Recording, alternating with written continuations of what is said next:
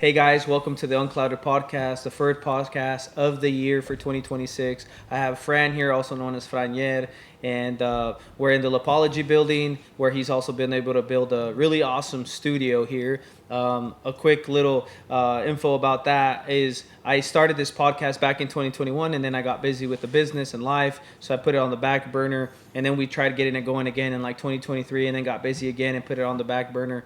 And for those that have a podcast or understand how a podcast works, most people don't get paid off of their podcast unless you're really big. And so for me to go from making money in my business to not making money with a podcast, it kind of made things complicated. But what Fran's been able to do for those that are wanting to start a podcast, he's been able to make this an experience where you can come in, record your podcast, and by the time you leave the building, it's actually edited and ready to post on your platforms. And so that's why we've been able to do what we do, is because now I don't have to spend all that time doing that. But nothing less, I want to introduce Fran. Fran, who are you? What do you do? What's your role around here? How did you kind of get started? What are some of the ideas about building the studio, and how did it come to life?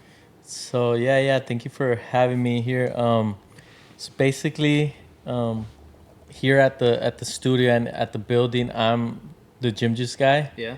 The one that's always around in the Bronco or delivering drinks. So it's I kind of got known by that name at the gym, stores, whatever. My name is not very common, Franier. Yeah. Franier, however you want to pronounce it. So I guess that's why they just call me the GymJu guy. So yeah, I just run like behind the scenes of what GymJu is, and in the podcast area, I'm back there and in the controllers just taking over. Nice, man. And how did let's backtrack a little bit and kind of just talk about how you ended up here. What did you do before, and then how did you get into the building, and then how did GymJu come to life? Yeah, so I used to do videography for a while, and I did it a lot for Blake, for the spa. So it was like in our Barbie parties, I would come in and film the Barbie party and create a nice clip or commercial for it. Mm-hmm. Sometimes in the spa, like just getting involved, because he's part of the family, so just getting involved with him in business.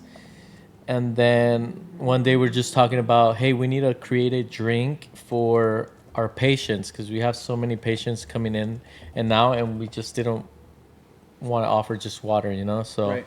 He was thinking more like a seltzer, like a sparkling water or something. So I started to do some research, and I found some people in LA that do all those, like from water to beer, wine, whatever. Yeah. So I told them, why not an energy drink? Because like we live off of them every single day, and we're always buying some every single day. So it was basically just for clients, and we made the purchase. And then everyone's like, where do we buy it? Can I buy a case? Can I buy a can? And then we're like, oh, we need to create it as a business because everyone's asking for it.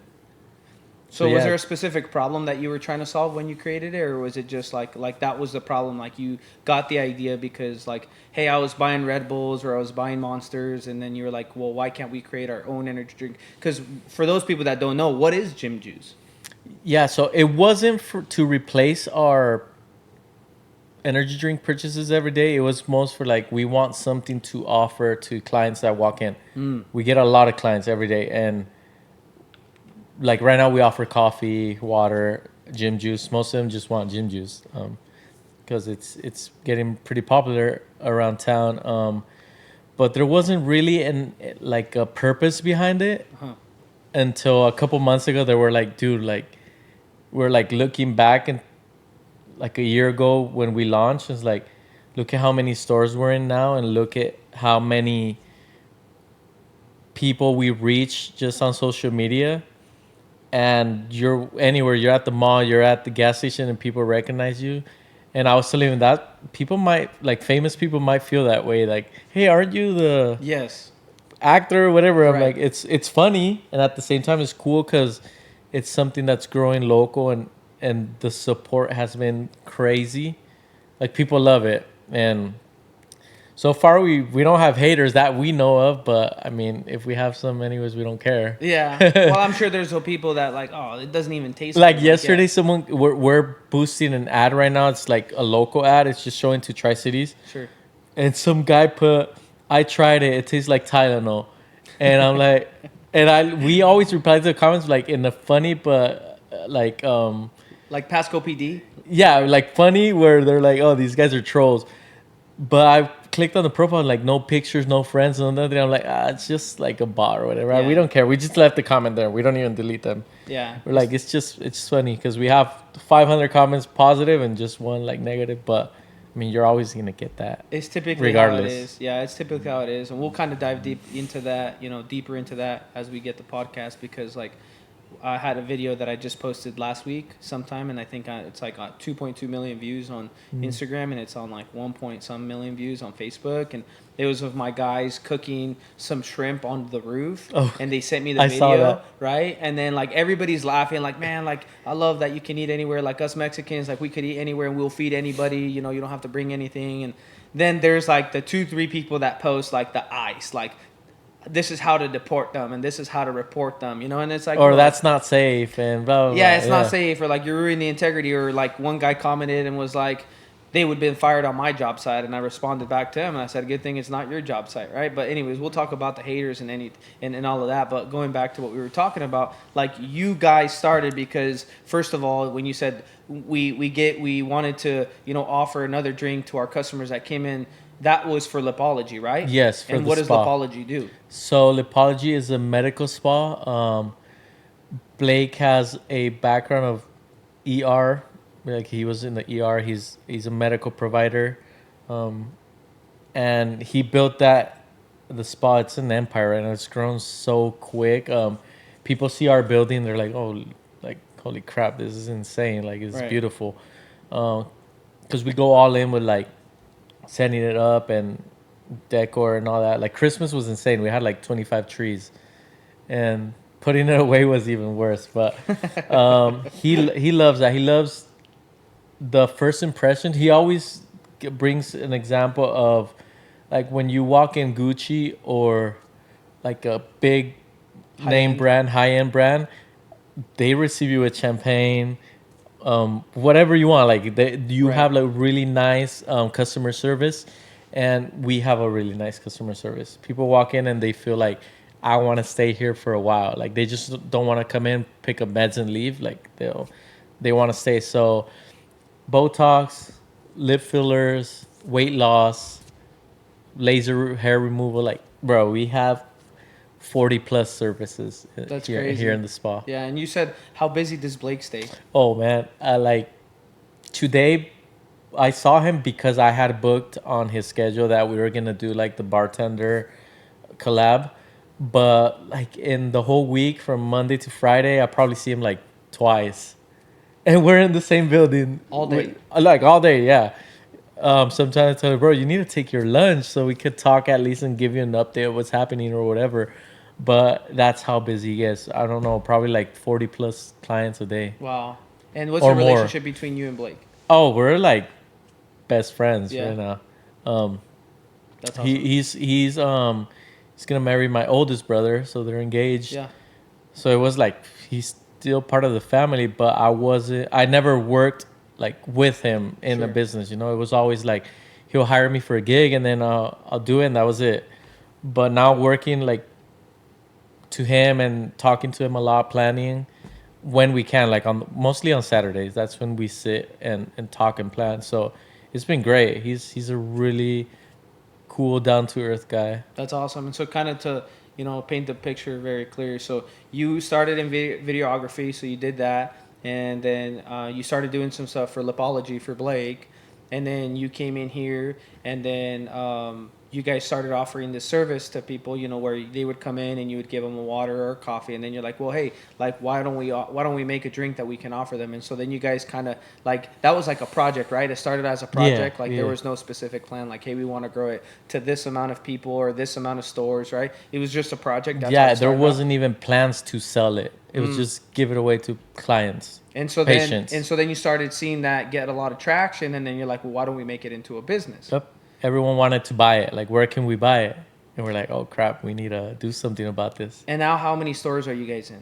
Right now, as of today, because I'm just gonna count the 2 more that we signed this week.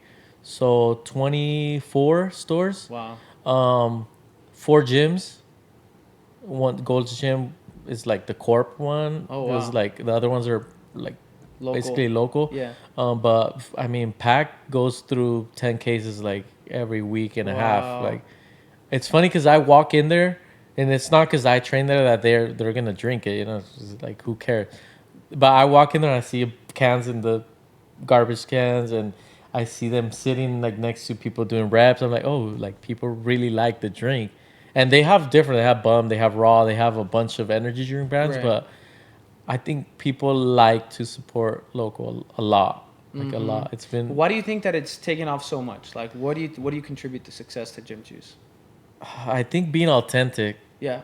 That people meet us, and like today the guy that came, he's like, bro, I thought you guys were like a huge corp. And I'm like, no, bro, it's me. It's one guy and a half because Blake doesn't have time, you know? Right.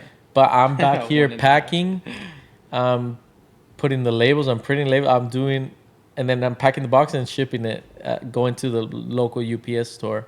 So sometimes it becomes so hard that I need to bring in my wife and my mom or whoever, like, hey, help me pack because like I can't, like it's not like packing 10 orders is not 5 minutes. It's at least 25 minutes. So Jeez. when we get more than 50, 100 orders, like, holy crap, like we Because need it's a- you that's doing everything. Yeah, it's me. Like there's no actual Like an assembly line. Let's where, say like Red Bull has their whole Yes. production team. There's people in the line packing. There's boxes, robots, all that stuff. But we just launched last year, so we're slowly growing it. But behind the scene, it's a lot of work. That's awesome, man. That's awesome. So it's a startup. It's pretty much what It's it a is. startup, and we're not. You know, a lot of companies start and they bring in sponsors and I don't know, loans and stuff like that. We start everything from scratch, and we're the delivery guys. We're the production guys.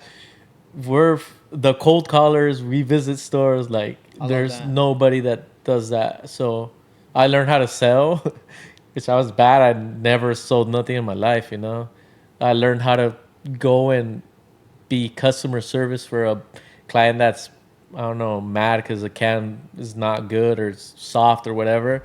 So I learned a lot of stuff like So your sales, your production, Sales, your production, HR, HR. you're the accounts payable and accounts receivable. everything, bro, Yeah. everything. That's awesome. What's been one of like the biggest lessons learned as you started doing all of this? Like anything specifically that stands out for you? Like, damn, dude, like I did not realize this when I started. I would say like one mistake that was like bad was we received a bunch of orders on TikTok, and I'm like, just pack them tomorrow, because like I don't like it was already like 3 p.m. I'm like, I'll just pack them tomorrow. But TikTok, if you don't buy the label right away and pack it, or at least buy the label so they see the tracking number, they punish you. Like they start taking points away. So that started hurting the store because I really didn't know. Like it's first time we're selling this online. So I was just packing. Like I would receive, let's say right now, if I receive an order right now before I leave, I'm like, dang, I need to pack it. Even if I have to leave at 7, 8 p.m., just to leave it ready to ship tomorrow, because it started hurting the store, and then the store is really not visible. It's kind of like a shadow ban. So that would be like the hardest lesson. Like, Yeah. oh, and also thinking that, oh, 200,000 cans easy. We could sell 100,000 to Jose, and like, no, bro, like it's a lot more complex than that.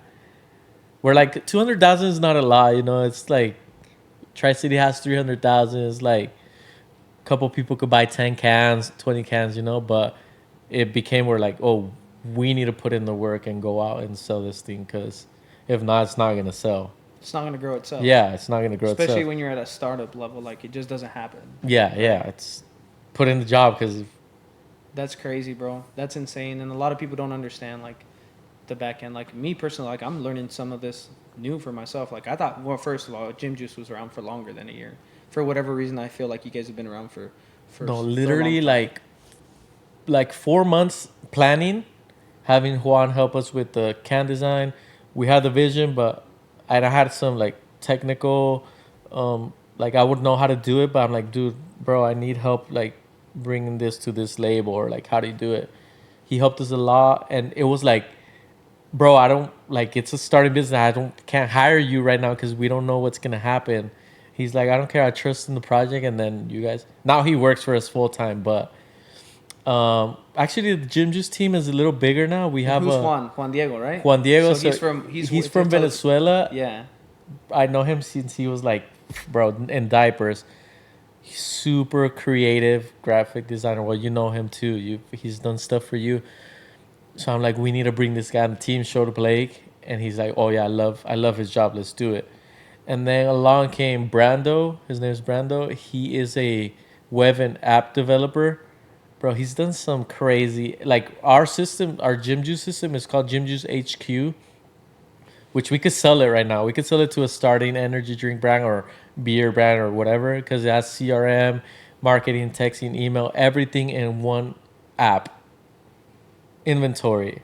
And it's super smart where I go pick up inventory at a warehouse and it knows where it's going. Like it's insane. Like, and that guy built it in 2 days. That's insane. And we're like, bro. And then you kind of do the, like I asked ChatGPT to do the math on how much that app would cost. And it asks you like how many lines of code, how many times of hour. And it's cost like $45,000 just how it is right now. And I'm like, dude, that's insane. That's insane. Some kid overseas that I know him. I've known him for a while. Brando as well? Brando. Okay. Where's he from? Venezuela. So, he's okay. there too. He's insane. Now we're developing a game, like 2 games. The one is on Roblox, a Roblox game, and it's all gonna be like GymJu's theme. And then the other one's kind of like Minecraft, but it's a new type of Minecraft that came out, and we already have the server and everything running, and it's top 13 in the world right now. Like there's a bunch of people playing it, and you see is like why we get into this. It's just we wanna be everywhere, you know. Hey guys, thanks for watching. This Unclouded Podcast is proudly sponsored by Zuper. Zuper is a CRM that we use in our roofing business. We just had a storm hit in our market, and we had about 119 calls that the Zuper AI agent was able to answer, schedule, and assign to a sales rep all within that same phone call. And it's been able to save us time. Every missed call that you don't answer is revenue that's lost from the workflow, from the job start to the job finish. It keeps the customers informed. It has awesome AR management and all the tools that come alongside with us. And business is already hard. It shouldn't be harder. Your system should be in place to be able to prevent those things from happening. Well, yeah, like, so you talked about, like, I asked you, like, hey, this was a passion project, right? So it wasn't something that you wanted to create right away to make money. It was just to replace and give somebody an extra drink to be able to offer at Lipology. And then through that, you explored that, and then you created, so it sounds like you guys created your own CRM, which is insane. And then you were able to bring 2 people from Venezuela because you grew up in Venezuela, right? Yeah, I was born there. Yeah. So you were born there and you met Juan, and that's where you met Brando. And so then you brought them on board to help you. So now you're employing them, you know, because they're still in Venezuela. Yeah, right? and for them, it's a huge blessing. Like, both of them were able to quit their jobs. They're like, bro, just with you guys, we're like good. Plus, Juan, I found like 5 more employers. Right. He's like super busy right now, but like good busy, you know, like Yes. not. Yeah, so because of your recommendation, he came on and he does stuff for us. So Yeah, I pay him on the monthly and basis he's to do quick. some of our He's designs. Yes, quick. he is, Like, and he's good. Sometimes we don't have like stuff for him to make, and he's like, but just send me whatever, like Yeah. a shirt design or something, because we print our own merch and stuff. Like, do this. Yeah, But he's there, like he's not, you know, there's people you start paying them and they're like, I'll just do my job and that's it. Like he goes over and beyond. So if you guys need a designer, hit us up, DM me, whatever. We'll hook you up with Juan. Juan Bro, is he's amazing. He's amazing, yeah. And so anyway, so then we're going back to that GymJu. So I guess like in 2 years when we rewatch this, when GymJu is super big, I guess I could say, hey, look, this is how it started, right? Yeah. So what was the hardest moment, you know, early on that almost made you quit? Or was quitting never an option? Or did it ever get so tough where you're just like, dude, like, I don't know if this is worth it? I don't think quitting was like ever in our minds, but like there was like doubt, like, is this gonna actually work? Because at the end of the day, we'll just give them all out to the patients throughout the year, and that's it. We don't make more, we don't produce more, and that's it. It was just like a good opportunity. But after we like saw it in stores, like in Safeway, like in the actual, like next to Alani, all these huge brands, Blake is like this is possible. Like, yes, the first years are gonna suck, and they're gonna be maybe not profit, right? But it's already a brand that's established and people love it, and then we're gonna hype them up again with our new flavor, and it's just gonna keep growing. So it was those months or weeks where like, bro, there's no orders coming in, but there's still like local people buying it and people walking in to buy it. So that would make us like happy enough to keep it like rolling. For sure. And so how many flavors do you guys have? Right now, just one, which Okay. is pineapple passion fruit. We've been getting samples of the mango one and probably peach. We're trying to aim towards peach. We didn't want to launch like there's brands that launch with 10 flavors. Right. But then you got to see, oh, what's the best seller and Right. what doesn't sell, and then bundle all that up and sell it on a cheap Right. discount clearance, right? Yeah. And that happens with a bunch of brands.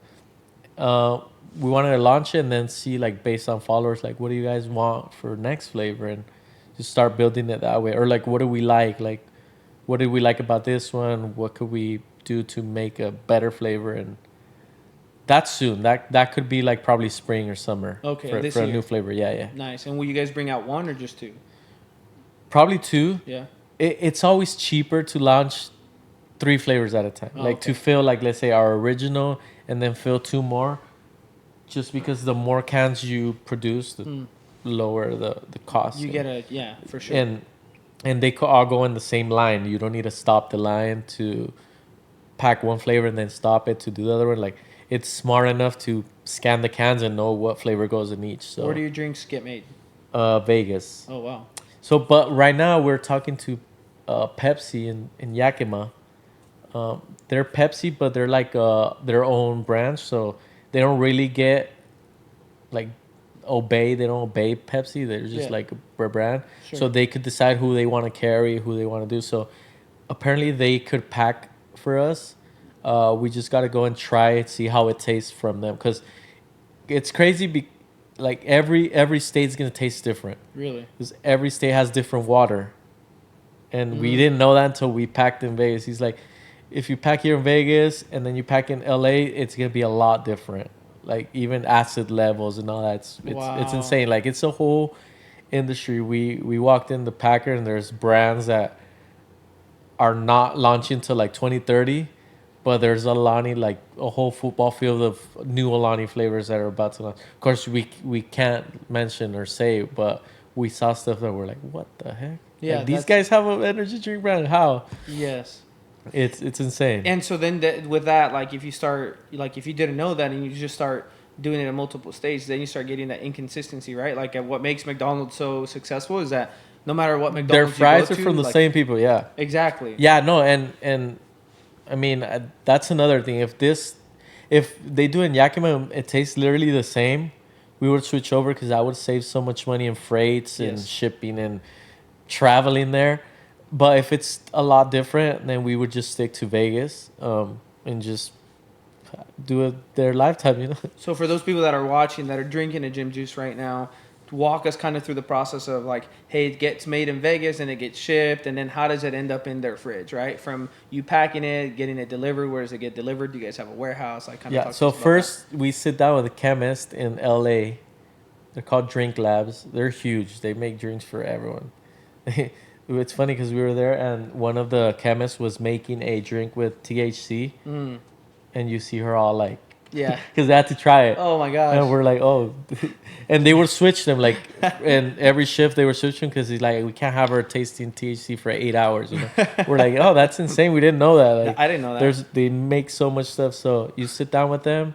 There's a wall full of flavors, and mango flavors is like 500 different mangoes you have, but some have different smell, more tangy, sweet. So you kind of start mixing like what you want. You tell the chemist, then you taste it without carbonation. You're like, oh, I like that flavor, and then they add carbonation, and you try it, and that's how you kind of develop the flavor. Then you have to find a co-packer that is gonna bro, it's a hard process. We thought it was like, oh, we hire a co-packer, they do everything for us. No, they pack for you, but you have to find the ingredients, ship it to them, and make sure you tell them when the truck is gonna get there so they receive it. If not, there's like a penalty, Oh my gosh. and they'll charge you per day, just a bunch of stuff like that. So, and there's not just one vendor for everything. There's one for the passion fruit flavor, one for the pineapple, one for the sugar, one for the uh, I don't know. They're just like a Dang, bunch for of all the flavors. ingredients. Like sodium citrate. Like there's for everything. There's one vendor. Oh my gosh. So imagine creating a vendor profile for all those companies, paying all of them, making sure they're all delivering to one place. It was like I was gonna go crazy. I'm like, bro, this isn't what people think it is. Like it's not just pour in money and do it. Like there's a lot of work behind it. So it gets to that co-packer. They print the cans. They do like depends if you want like laser print or shrink sleeves.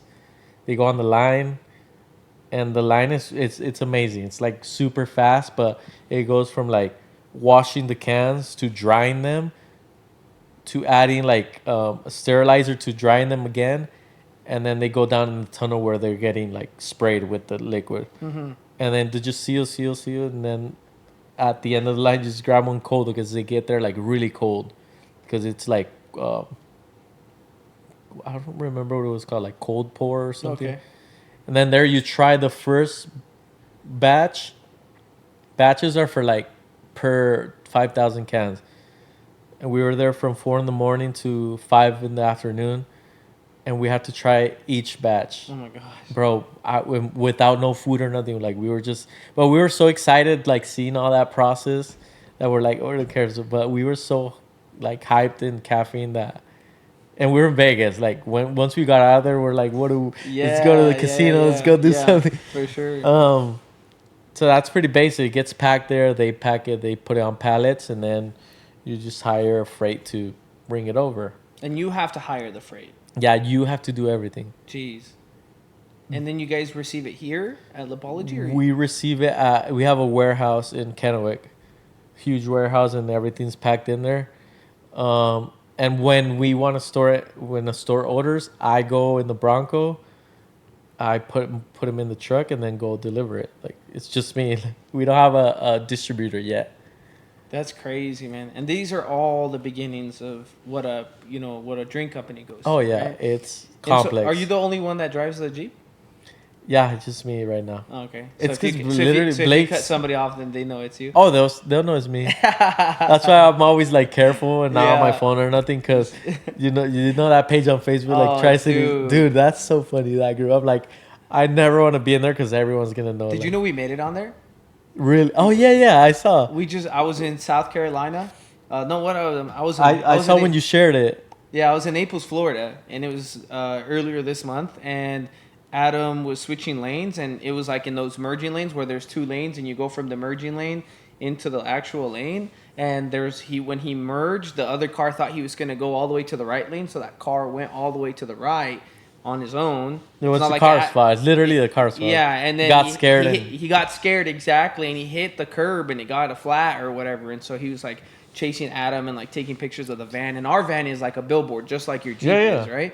And so they immediately took a picture of it, put it on there, and then put like a whole paragraph like, where the F did you learn how to drive because of you? And it was like 6,000 people had seen it or something, because that group has like I don't even know. A lot of people. Like posts could get like 30,000 comments. Like if it's like that messed up.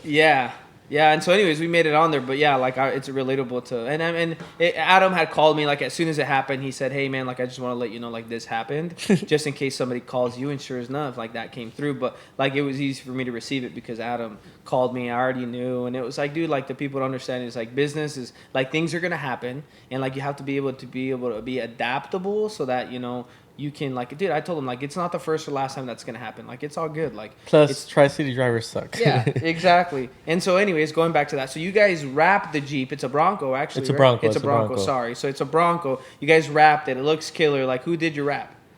Blake's brother. Okay. He does wrap. He actually does like he paints beds for trucks, but like in really nice what's that called? Like powder coating like and stuff like that. Liner, yeah, the Rhino liner, and they're like really badass. And he did our rims and our chrome stuff like powder coat, and then he wrapped it, and it looks amazing, bro. That's it's crazy. a really nice job. Well done.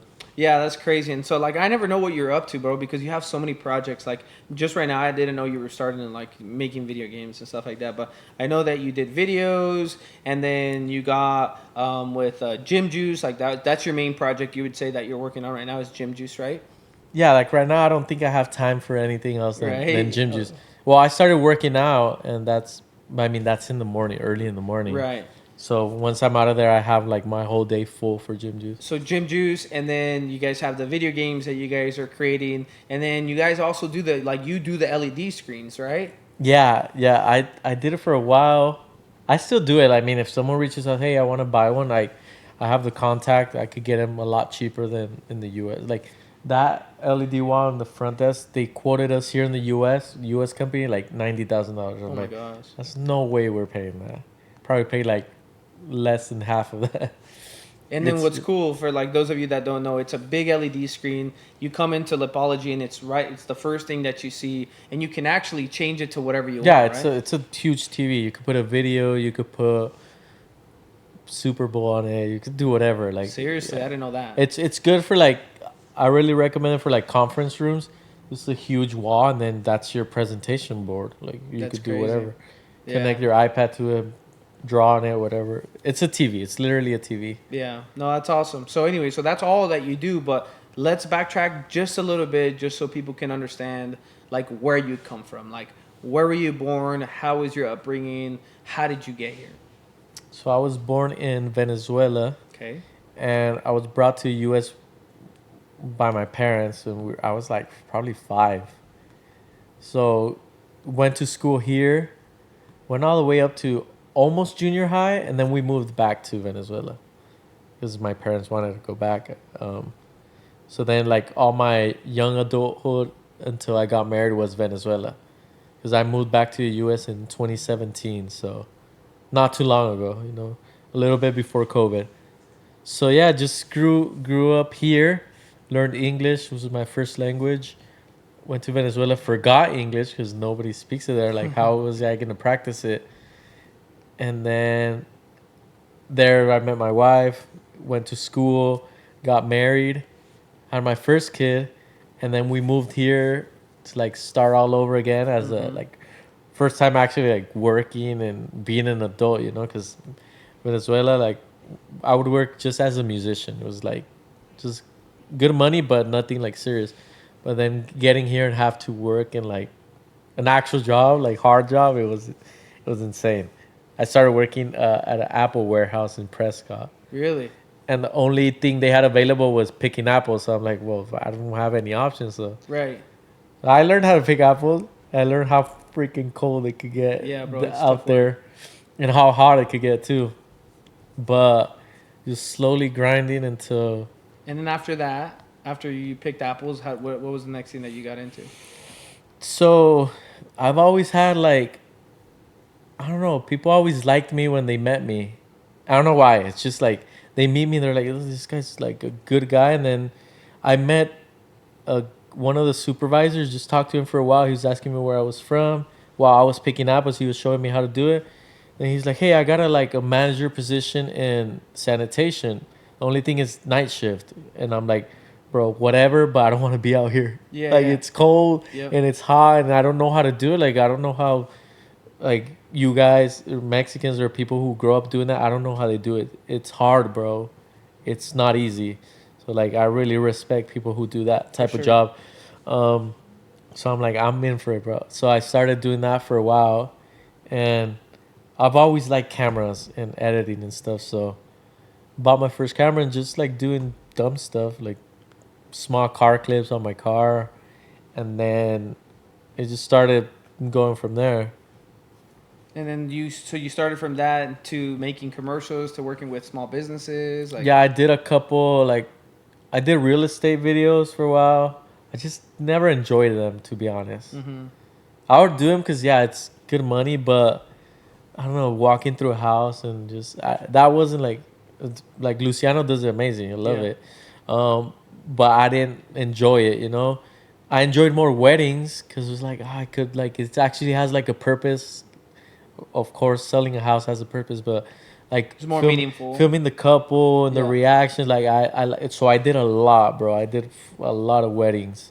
It's a lot more money too, but then started doing for Blake, and that's how I really ended up. That's crazy, bro. I did not know that. So I thought, first of all, I thought that you like, I knew that you were from Venezuela, but I thought you came from Venezuela, came here, and then grew up here, graduated high school, and then just started working. I had no idea. No, I moved back Yeah, and I had then no lived idea all about that situation again. Like That's crazy. it's like I started from zero a couple times. Did you do everything? You're a musician. What do you play? Play bass guitar is my main, but I play piano, guitar. And you do that for your church, right? Now? Yeah, Now. I volunteer in a church, a local church here in town. I was running audio, is also know how to run audio and EQ and all that. But then they needed someone to help in the bass, so I just hopped on. Like, bro, I'll do whatever. You're like, And I don't really care about money. It's if someone needs help and I could fill the space, I'm down for it.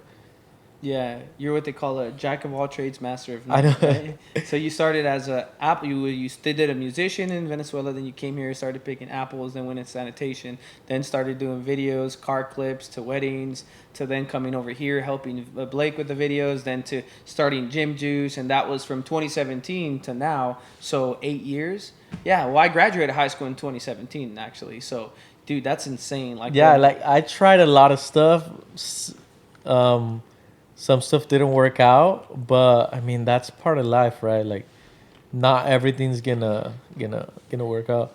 And I've always been a believer that it doesn't matter how hard you work. It matters like who you meet, yeah, and who you connect with. yeah, Because I've known people grinding since their early ages and still working at a 9 to 5, you know. But I've met other people like you. You just connected with the right person at the right time, and now look at you, you know. So it's not about grinding. You could grind your ass off your whole life and still be 100% in a spot. So I've always been that, bro. Like, connect with people, help out, because you never know. Maybe next year that guy's super successful. He brings you on. Like, that's how I've always been. Dude, that's insane. Like, let me help you out, and who knows, you know. It's so insane that you say that because it's so true. It is so true. Like, what you're talking about is not what you know, it's who you know, right? Yeah, just connections, bro. Yeah, 100%. We were just having a conversation about that today with a guy who's helping me out with some high-level stuff. And, you know, he's been in the industry, and his story was, you know, he didn't get there by working really hard. Like, I know people that have worked hard their whole lives and don't really have nothing to show for it. Mm-hmm. And I feel like sometimes, like, we get confused with working hard, that's success. And so we always feel like, oh, I'm working hard. Like, how are you doing? Oh, I'm busy, dude. Like, I'm busy. I don't got time to do anything. And you're just like running a million miles an hour. And so they say that, you know, if you climb up a ladder and you climb it as fast as you can, you better make sure that you're climbing the right ladder, right? Mm-hmm. And so I feel like people get into that, you know, rat race, and then they just start doing things and they start working really hard and they associate being busy with being successful. And the goal is to not be as busy. The goal is to be replaceable. Like, I talked about that in one of my TikTok lives. I've been doing TikTok lives every Tuesday, Thursdays, and Fridays. Matter of fact, today's Thursday, so I have a TikTok live today, and I'll just get on there and start sharing a lot of things. And that was one of the things that we talked about in the last one. Like, people feel like having authority is like being involved in everything. Like, oh, like I'm like you right now, like, you're the production guy, you're the sales guy, you're the accounts receivable, accounts payable, and HR, like, right? And so people get confused with, like, man, like, I have power and I have authority because I'm in everything. In reality, authority and the actual flex should be where you're replaceable. And I know that you're in a different situation, but like, you understand that, like, right now you're in that startup mode where you have to do everything, right? Because you're learning through that, right? And I tell people that there's those 5 levels of really involvement, empowerment, right? The first level is I do it, right? I do it is the skill, right? Because you can't teach something that you don't know. And so I do it goes into the second level, which is I do it and you're with me. So that's where the level of mentorship. So then it's you're doing it, someone else is with you. Now you're teaching them to do what you've done because you know exactly how to do it. There's a third level is you do it and I'm with you. So now you're teaching that the other person is doing it and you're there just watching them, making sure that they're doing it, helping them through the failures. That's the level of empowerment.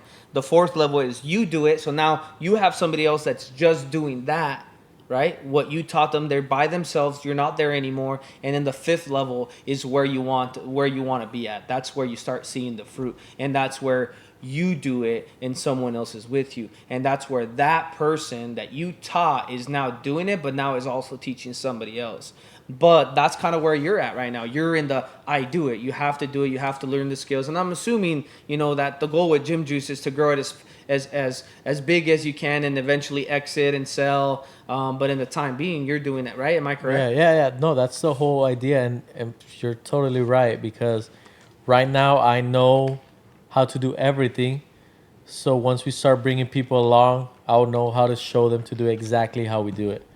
And it's going to work because they're just replicating what you're doing. It's proven. It's proven. It's working. And right now is where we figure out what works or not, and then add it to our daily tasks, I guess, or for sure. Workflow. Your workflow. Yeah. And then, like I said, bring along people and say, hey, this is how we do it, and this is how it's going to work out. No, that's awesome, bro. And you mentioned earlier that you started working out, and I just saw the video yesterday where you did this like crazy ass edit. But kind of talk to us about that journey, right? Because one of the things that I was going to tell you is like what does discipline look like for you outside of gym juice, right? So like what do you do to like be able to keep the performance of what you're being able to do at that level, because burning out is a real thing. Getting burnt out is real. I went through it, right? So how do you keep yourself to be able to do gym juice with the videos and being a father, being a husband? And then I know that you're involved in the church, and then you started doing those runs that I never showed up to on Saturdays, right? It was on Saturdays? Yeah. Mostly summer and springtime because it gets... Yeah. So what does that discipline look like for you outside of it? Like, bro, honestly, I would have, like most people out there, I know they're going to relate, because I had a gym membership of never going, like literally paying a membership without going. I was there, yeah. And everyone goes through that. It's just because you get out of here tired. Who wants to go work out after work? So I didn't really enjoy working out on my own. I didn't know what to do. Like what should I hit today? Or like how do I do it correctly? So I got with a personal trainer. She's training my wife too. And I see how she was transforming her body quick and doing it like never missing and eating good and like very excited. So I'm like, I want to try it out. Because she competes, right? She's going to compete for the first time in April. Oh, awesome. So I saw her like, oh man, I want to have that passion she has for it. So I'm going to try it out, and went and tried out a class with him. Amazing, bro. Felt great, like kicked my ass. And I'm like, I've kind of want to try it. Like, so I tried the 12-week program and didn't miss, like went all over, completed it. And then December I kind of like fell back a little bit because the season, and all that stuff. Holidays, yeah. But she didn't, so I'm like, dang, how did she do that? And I started back again January 1st, like hitting it hard, and it's been great, bro. I think that's what keeps me active all day and like ready to go, because we're going at 5 a.m. and like at 7 we're ready to go, like get everything done. Plus it makes me feel like I'm actually getting stuff done. I get here to the office early, I know how my day looks like, and I'm rushing to finish everything and have it ready by noon. Yep. Which before was like not feeling good. Show up late. Like sometimes show up at noon, 11, then you basically can't do nothing after noon. Right. Yeah, like the day's over. Like you're unproductive. There's nothing you can complete. Yeah, that's crazy, bro. And I mean, it's relatable. Like a lot of people have been there, but like, for you, like morning workout or evening workout, and why? Bro, morning. Because that rush of activeness that you feel, and like you're already out of bed. Like the hardest thing is gonna get out of it, But once you're in your car driving, like it's over. Like your day is Yes. ready. Downside, like right now around this time, you're like, oh, bro, I want to go to bed. I want to see TV or something. Want to go game or do something. But at night was worse because I would go at 8 p.m. and then get home with all the pre-workout in your body or a gym juice or whatever, and then have dinner, like eat because you get out of there hungry. Wouldn't go to bed till like 1 or 2 in the morning. So I'm like, nah. The morning makes me more productive. Yeah. To some people, it works better in the evenings, but Yeah, but most people, like exactly like what you said, like you already feel accomplished in the morning. You got up early. You're up before most people are even awake. You know, you got out of the way, and then you just feel good throughout the day. You feel that pump. You feel good. You feel yeah. And now in winter, get home and it's still dark. You're like, oh shit. Yeah, and then in the evening times, like we all have stressful lives. We all have some of us have stressful jobs. Sometimes you get out of work and all you want to do is, man, like you want to decompress. So you're already in that mentality of like, I just want to go home and eat, or I just want to go home and smoke, or I just want to go home and drink, or watch a show, or football's on at the end of the day. So I feel like there's more distractions in the evening time, and you're more unlikely to go in the evening than if you would go in the morning. Yeah, Do you absolutely. agree? Yeah, absolutely. Yeah, that's good, man. And so what has that journey been looking like for you? Like, where did you start and where are you at right now? Bro, I didn't really like film before. Like, I didn't want to share. Like, I wouldn't even post that I go to the gym. But I'm like, I kind of want to do it because I know there's people out there that are feeling the same way, or maybe tried the gym 1,000 times and never did it. But I started. I know I look at myself in the mirror. I'm looking a lot different than when I started a couple months back. Yep. And I'm just going for more. Like, I don't want to compete, but I just want to look ripped and good. But no compete. I don't really like that. Like, my wife likes it, but I just want to look good and like film the whole process of it and make it like badass edits and nice filmy type of thing. Yeah, I seen. Just to get like people entertained, and not working out doesn't have to be boring. You could. Yeah, and there's different. You can make it fun. People feel like working out has to be like going to the gym and lifting weights, but like you can pick up pickleball, right? Oh, bro, you could do anything. Pickleball, you could go on runs, you could go on swims, you can row, you could go. You could carry a bunch of gym juice. Yeah, you also do like you do a lot of biking, right? Yeah, in the summer we ride a lot of bikes. Me and my wife, my mom, my stepdad. It's a big group. We'll just meet like in the Southridge area and take off like. Come all the way down here to Gage, go back up. Like the way back up is fucking crazy. you fell on during one video, I think. In the yeah, summer, right? I was trying to record like an intro and then couldn't like brake and then crashed with the wall. But it's funny, but biking is dangerous, bro. But it's nice, and you go with the family, right? Yeah, with my family, and kids. Then coming down from Southridge here is nice. But going back up is where the real... Yeah. Coming down is probably like 15 minutes. Going up is like 45 to an hour. Because it's like, bro, when you're in a car, you see straight. But in a bike, it's like looking up. You're like, what the heck? Yeah, absolutely. Yeah, no, that's awesome, dude. Like that, man, dude. I learned so much, especially about the gym. Just like, and you specifically, like we've known each other, for a few years now, but like never on this level. And it's crazy because you're always in here. You're the one that's doing all the controls when I'm doing my podcast, and so I was like, man, like I really want to do a podcast with you. But now talk about this podcast studio. Like, how did it come to life, and how can people like? Is it open to the public? Like, talk about that a little bit. So, like, what's your goal with it? Same as GymJu. It started as this is just for us. Let's use it for content for GymJu. Me and Blake sit down, we record whatever, and then we clip it, just to have content put out there. Then people started to reach out, like even before you, like Jose, Liz, a bunch of people. And we're like, yeah, I mean, we don't mind if you use it, and then started using it. And then other people rent it. There's a bunch of people who rent it, like realtors, businessmen, a bunch of people, Yep.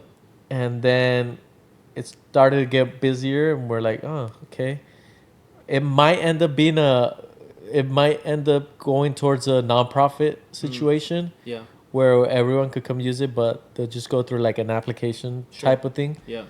That's kind of our goal right now. We're doing the research and everything to it because we started noticing there's like youth out there that are interested and could learn a lot about like public speaking, interview, and all that stuff. So that's why we have like Boys and Girls Club involved. They bring in business owners. They interview them and they like learn how to do it and learn how to do it behind the controllers and stuff. So it might end up going to a nonprofit this year, and it's just to help out the community. I noticed there's a bunch of content creators, and a lot of them don't get the opportunity that we have, like to have a studio, cameras, everything. Yeah.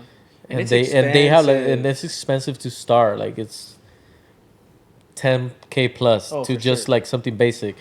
So just help out like content creators in town, and I always keep it, of course, family friendly. If they're gonna do it through like a nonprofit situation, like you, it's different. It's like you own your own podcast, your own business, but that would be like a requirement for like if a content creator wants to use it. And so for those people that are watching, then so first of all, before I go into that, how many people actively use the studio? Like how many different podcasts? So I know it's mine, and I know that Liz is out there, and then you got Priscilla, Dorone, right? Priscilla, The Boys and Girls Boys and Club. Girls Club, us, like 8. That's like nice. 8 active.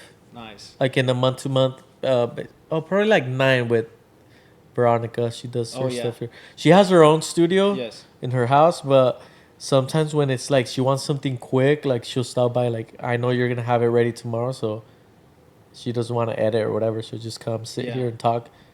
And then the other side to that, so like for those that are watching that want to start their podcast, and maybe that's the biggest crutch, is like people want to do a podcast, but they don't know the recording and the setup, and that's the biggest crutch for most people. I feel like is like the production part is recording it and editing it and publishing it, and coming up with a name and a logo anybody could do, right? But now it's on the production side, is people kind of like that's where they hit the crutch, and then they're like, man, like it's not worth it. So like if somebody wants to start their podcast, they can come in here, right? And you can be able to rent it out to them, and and so absolutely. then they just come in here, they book with you, right? You guys have a booking site, or we have on our same GymJu's website, we have a booking area, but they can always text or call, and it's easy as sitting down, we hit record, and that's it. So like you don't need to do anything. So I'm Joe Smith. I hit you up. Hey, friend, I just started this podcast. This is the name. It's my first podcast ever. I'd like to come in there and record. So then they just come in. They sit down. You hit record. They do their conversation with their guests or whatever. Or it might be a solo podcast. There's some of those. And then they get up and it's ready to post. Yeah, and I'll tell them like, hey, depends on like time of the day. If it's like earlier, I'll say, hey, like in a couple hours I'll send you the video. I still need to polish a couple stuff like colors and stuff, but honestly, same day or next day at the latest. That's crazy. That's awesome, man. Like that people don't understand how big that is. For those of you that are trying to start your podcast or have a podcast but put it on the back burner like I did, and you're trying to come in and record somewhere where there's a podcast studio that's ready and you can go and publish it the next day even, then this is the spot. What do you guys call the studio here? The Juice Box. The Juice Box. We wanted to keep it like with the same GymJu's branding type of thing. That's so awesome, bro. Juice Box. That's awesome. Well, bro, thanks so much. I mean, you're always so great. I can attest. I'll talk a little bit about Fran here. Like one, the reason why I started going with the podcast again, like I mentioned earlier, was because of his help. 2, he helped me with the logo. He helped me set up, with his guy Juan in Venezuela, who's our designer and helps us with some of the roofing stuff and some of my personal brand stuff. And so, like you said, bro, like when you're a good person and you have that abundance mindset, like stuff start coming. Like I believe in karma, right? Oh yeah. And so when you talked about like, well, I don't know why people like me, it's because you're a good person, like genuinely a good person. And so that's how you were able to get into sanitation, and then kind of like opportunities opened up because of who you are. And so I appreciate the friendship. I appreciate everybody that watches the Unclouded podcast. We're going to come on and start doing a more frequent. I know that we were doing once a month. We're going to start changing that to 2 times a month. And so if you want to be part of the podcast, DM me. It's open to anybody. It's not specific to business owners. It's open to the whole entire public. So if you want to get on the podcast, DM me. We're going to start doing these twice a month. For those of you that know as well, I run a roofing company. And so if you guys have roofing services, then hit me up. And other than that, bro, thanks for joining in today.